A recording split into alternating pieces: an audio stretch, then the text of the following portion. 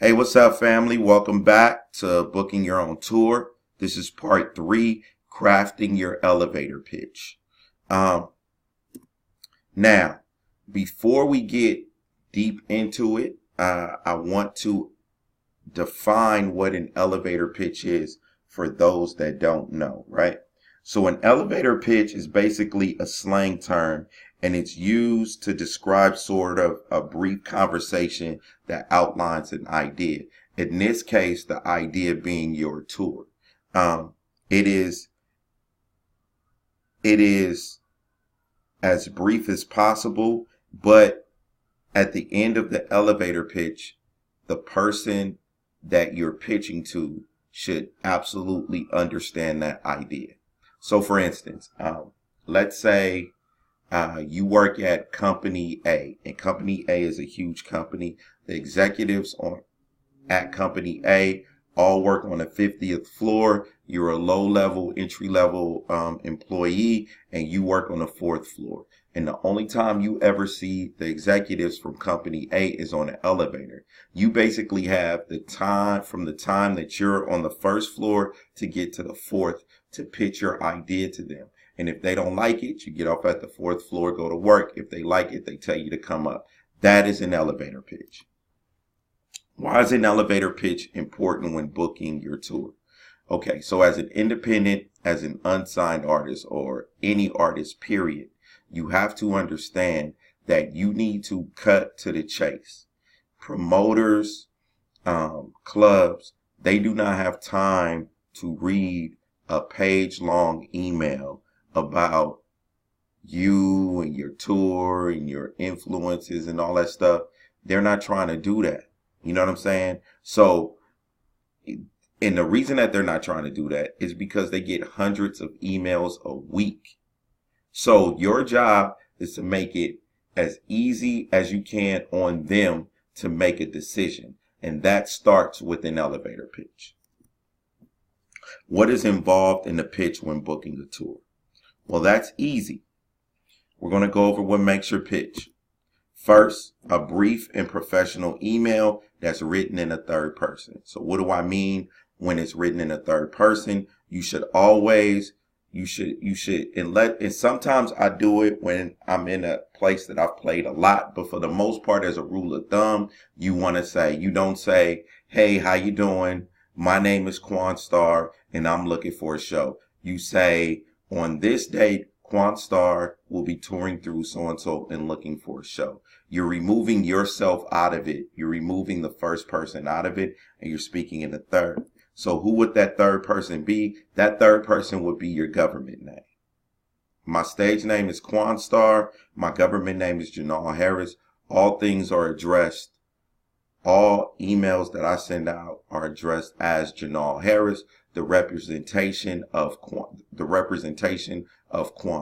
You feel me? If you use your government name as your stage name, then just make up a name. You know what I'm saying? Like, seriously. Or use one of your use a friend's name or your parents' name and list them as your management when you're sending out emails. Ideally, you like your own website to when you're in an EPK, that's the subdomain of your website. So what do I mean when I say your own website? Obviously, you have to send them something referencing your music, videos, a bio, something like that, so that they can see. You don't really want to use attachments, right? So sending them a link. And for those that don't know what an EPK is, it's an electronic press kit. It's basically a condensed version of who you are and why someone wants to book you or write about you. You know what I'm saying? So let me show you an example of my website. Take you out of that for a little bit. So this is my website, right? Quanstarmusic.com. And here's my EPK. Now, when I send out emails looking to book tours, I always send my EPK. If you don't have an EPK, it's all right to send your website. You know what I'm saying? I try to, and I'll get into that in the next section, more on the EPKs, but just wanted to, show you some things that's part of the elevator pitch. You also like an email attached to your website or a Gmail that states your professional intentions. So what do I mean when I say that? So you want your email. My website is quanstarmusic.com. So my email is booking@quanstarmusic.com. It just goes along with the branding and the professionalism and just subconsciously the respect that they'll get for, give to you. I always, and if you don't have that, I would recommend using a Gmail. You know what I'm saying? Just because Gmail, for a lot of people, is more official than Hotmail or Yahoo.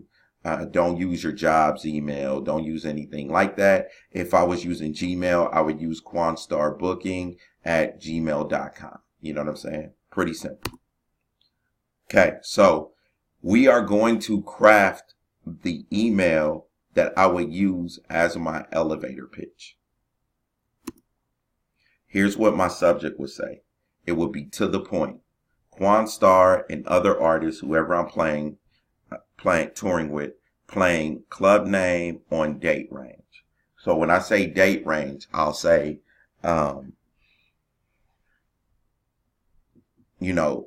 playing the name of the club on October 12th, 13th, or 14th, or something like that, whichever dates that I have open, right?